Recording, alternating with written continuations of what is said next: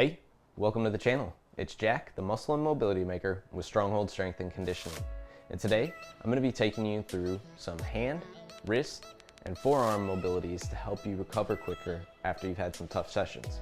But before we get into it, make sure you take a moment and hit that subscribe button so that you don't miss out on future content like this. Every Saturday, I'm putting out videos showing you how to resolve aches and pains, prevent injuries, and overall optimize your performance inside the gym and outside of it in your daily life and routine, and it doesn't get better than that. So take advantage of it. Ready? Let's go ahead and dive into this one.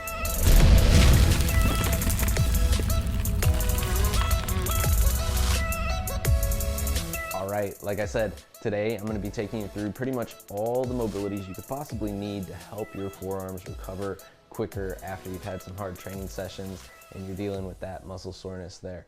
So it's important to remember, we're going to do some checkpoints here, that your musculature of your fingers and that of the hand and wrist are housed up here in the forearm.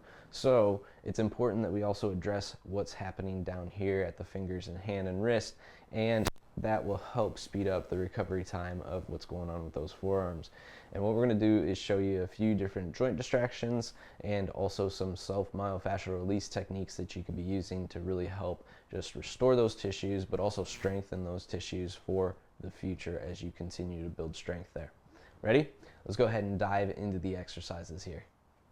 All right, our first exercise is a traction of the whole system of the arm. What you're going to do is use your foot to pin your fingers underneath. So I want my fingers under the arch of my foot. And from there, I'm going to try and pull and wiggle my hand free from that position. So I'm using as much weight from my foot as possible. And then I'm slowly wiggling and moving my hand and wrist and arm out from that. Now I want to feel that pull all the way down my arm, even all the way up to the shoulder as I'm doing this. So get a good pull there. You should feel your wrist separate off there a little bit, creating space. And from there, we just want to work through the crunchy points where you feel resistance, where there's some clunkiness, and just feel that pull as you're dragging the fingers out. Next, we're going to move up to the wrist directly here, and what we're doing is creating some space at the wrist in a gapping technique. I'm going to show one more that has some equipment with it, but this is equipment free. You could do anywhere, anytime, so it's kind of nice. You're just using the other hand. What you want to do is take your middle finger and thumb and wrap them just above where the radius and ulna meet your carpals there. So you should squeeze there just above that and feel the hand actually create space off the wrist itself. So it should feel like you're trying to pop your hand off your wrist there. And then I'm using the hand that's grabbing to move the hand that's being grabbed passively. So we want to move it passively through a full range of motion there as much as possible. Now another option for gapping here is using a band anchored down low on a bench. And I'm going to place my hand up on that bench with the band in tension, starting with pulling the hand away and driving over the fingertips while my hand is planted. I'm working here on my extension of the wrist. So I want to open up and drive over. Now if you ever get any wrist pain during bench press, this is the one that you want to be working on to really help restore that. And again, it's that idea of separating first and then driving over for range of motion as we get more space between the bones of the wrist there, so that they're not actually compressing on each other in that extended position of the wrist. Now here I'm still working on extension. I've just added some rotation in the shoulders, so I work around, my hand is planted, and I'm sitting on the bench here, just letting it hang out for a moment or two. And then finally I'm going to work my wrist flexion as well. So I'm going to move the band to the front of my forearm here, place the back of my hand down to the bench. My fingertips are across my body, and I'm driving the back of my hand down into the bench, shoulders down and back, elbow rotated in toward my ribs. So this is another series you can use, again, to create space at the wrist using the band and the bench.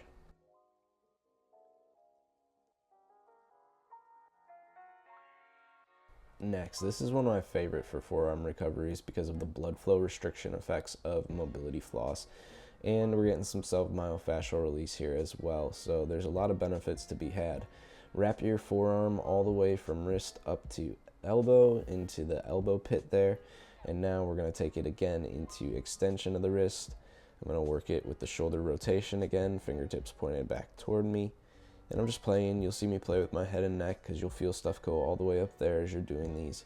Bending the elbows, working on really challenging the length of those tissues while they're in that flossed position. And now again, the flexion of the wrist here up into the fingertips, rolling onto the back of the wrist. And the floss itself, again, the blood flow restriction of it is really what we're going for. So you can do whatever movements really work for you. You'll even see here I'm going to do some wrist cars gripping a ball at the end. But if there's certain ones that are challenging, you want to do wrist extensions, you want to do wrist flexion, you do that while the floss is on. And you can use a lighter load and still see pretty cool benefits from that blood flow restriction. So take advantage of that while it's on.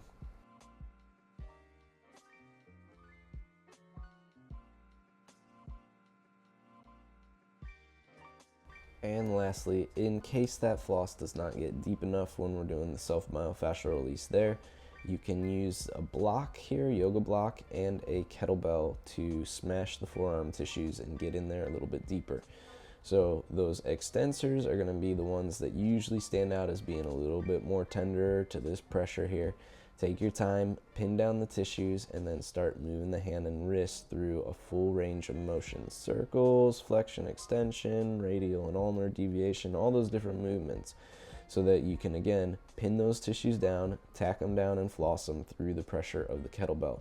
Try and allow that bell to sink in deeper after you flex those tissues, so that we can go move a little bit deeper into the tissues here and continue to progress. You want to see the discomfort level of the kettlebell on the forearm actually decrease as it's sitting on the forearm.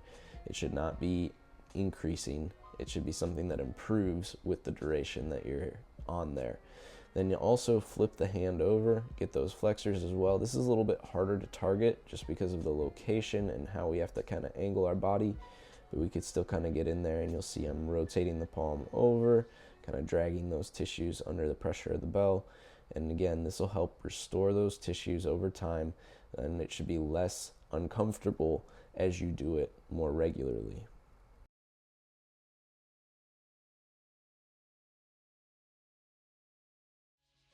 All right, and there you have it. How to help those forearms recover so that you can be training at the intensity that you really want to without having little aches and pains nagging you along the way. If you like this video, make sure you let me know by clicking that big thumbs up down below, and take a moment to share this one with a friend. If they work a lot with their hands, pass it along their way, or if their training sessions require a lot of grip strength, pass it along their way so that they can be taking care of that grip, making sure that they're able to maximize their effort. If you're somebody who struggles with training aches or injuries that are holding you back from being able to train at the intensity that you wish to, and you'd like my direct help in resolving it, what I want you to do right now is drop down below in the description to fill out a coaching application and schedule a blueprint call. This is our opportunity to get on a Zoom call together so that I can first of all take you through a bit of an assessment, gather the information I would need to tailor a program to your needs, and then lay out for you in full detail what that program would look like. We can answer any questions you have at that time and make sure that you have all the information you need to make an educated decision on whether or not you want to move forward with that package. If that sounds good to you, take a moment right now, get down in that description, fill out that coaching application, and schedule your call. Last but not least, if you have not already, make sure you take a moment and hit that subscribe button so that you don't miss out on future content like this. Every Saturday, I'm putting out videos showing you how to resolve aches and pains, prevent injuries, and overall optimize your performance inside the gym and outside of it in your daily life routine, and it does not get better than that. Welcome to the Stronghold Army. We'll see you next week.